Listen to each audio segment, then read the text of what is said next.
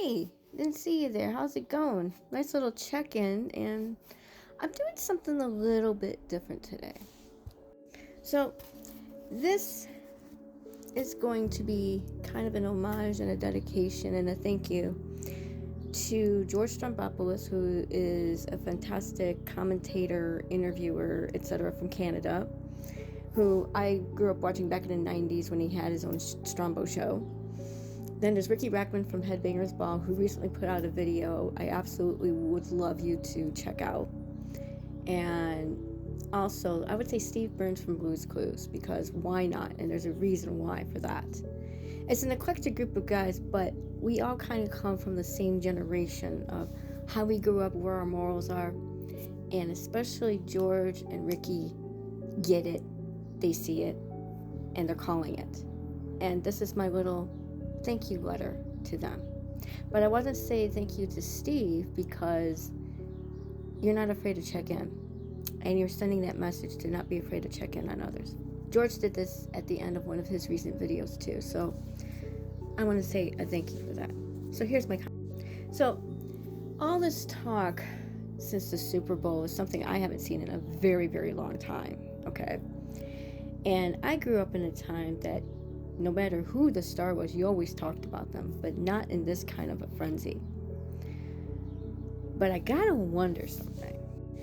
See, I have my mind thinking on a couple fronts here, and the one I'm thinking is, my first thought when people were raging about Bad Bunny performing was, is this a publicity stunt to get more people to watch the NFL, and then all of a sudden turn around and get people to maybe apply and go to the TP USA, as I'm going to call it?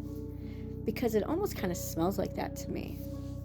But also, because we got so rage-baity, and because we got talking about it before and then now, afterwards, when in the aftermath, it kind of feels like this was done on purpose, for not only for everybody to get views at the same time, but also for the companies like TikTok, like Instagram, like YouTube, etc., to make money off of us so they can have a good stock market, which maybe these would be the companies worth investing in if I were ever to do that.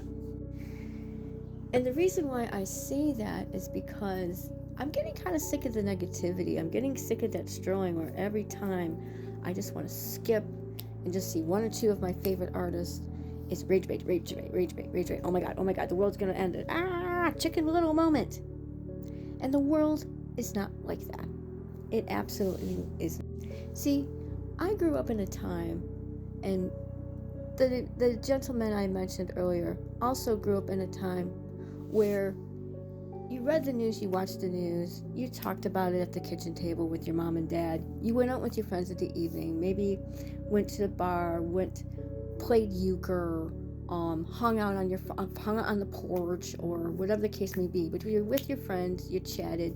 Sometimes it got political, sometimes it got heated, and no matter whose side you were on, at the end of the day, you left still remaining friends, and that was it. Then the next week comes and you just started everything all over again and got back into the saddle. And if you had one of those bad weeks, okay, you commiserated with your family or chosen family or whoever, and that's how life was. It was happier and it was simpler. And it's not so much like that anymore, which is why I long for that intellectual stimulation, the intellectual call out, the conversation, instead of ranty and ravey and just everybody going into a full-blown panic attack that I can't even calm down or control. I already have enough with people in my life. Now it's gone on to a bigger scale, and it's just, that's where it's like, okay, self-care is important. And I am on that journey, by the way. But here's another thing that kind of bugs me too, that's come out of all this, and that's about the music and the understanding of the lyrics, and it's not in English. You know, that offends me as somebody who's a music nerd, and I'm going to tell you why. And also somebody who's very internationally minded. See, music is a language, just like English, just like French, just like Spanish. Music uses different tones, different rhythms that you learn when you play an instrument or when you're singing in a choir. So how is that any different than lyrics or learning how to speak or just speaking English in general? It's not. It's another language in and of its own. And everybody knows it. And just because, and you can have like one song translated into several languages, and it'll still be that one song, and everybody will know it and understand it. See, and here's the thing, we're all blurting out the shoot first, ask questions, language, conversational mode that doesn't do anybody any good. Because no matter whose side on you're on, you look kind of stupid because you're thinking, you're talking more from your heart rather than here. You're triggered, okay? Because you're triggered by something you don't know. And that's called ignorance, okay? But if you dare criticize it and not take the time to actually look up the lyrics, to actually take the time to follow along and maybe see what the song was talking about while watching the halftime show and actually taking that time, instead of moaning and complaining because it was some foreign guy who didn't translate anything for us because we need to be coddled and baby, yada, yada, yada. That's stupidity. Music is a universal language. What can I say? You could have the same song translated in 5 different languages and it would still be the same song. You're just saying it differently. Music is another language, unlike anything else. You're just learning rhythms, you're learning beats, and anybody who studies music, music theory, whether you're in the choral or you're an instrumentalist or a vocalist, knows this. And they do this mostly for a living or mostly as a hobby, like I do. But I gotta wonder something, and this has crossed my mind too. What if that performer wasn't a man of color, but a woman of color and somebody who was a sexy siren? Maybe that was Latina.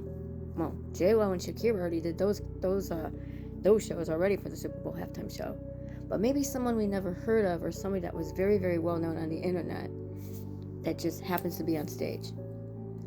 Would there be the same complaints? Nobody's been talking about that, and I think it's time somebody does, because if that was the case and there were no complaints, I sense a little objectivity going on there. And in this era where we're getting into the Epstein files and finding out who's the slimy ones and whatnot, that would definitely determine the sliminess there, I'll tell you. And what's funny is this halftime show became one of my favorites because it allowed us to be happy, it allowed us to connect, and it basically said, guess what, don't be afraid to be who you are, and celebrate it and honor it and show the world. We're being allowed to do that, and that is infectious. In fact, it's more infectious than going to a concert that's nothing but a rant and rave primal scream of rage because somebody's not coddling to what you want. So you decide to do what you want, only people don't like what you want because you look like a raging lunatic on stage.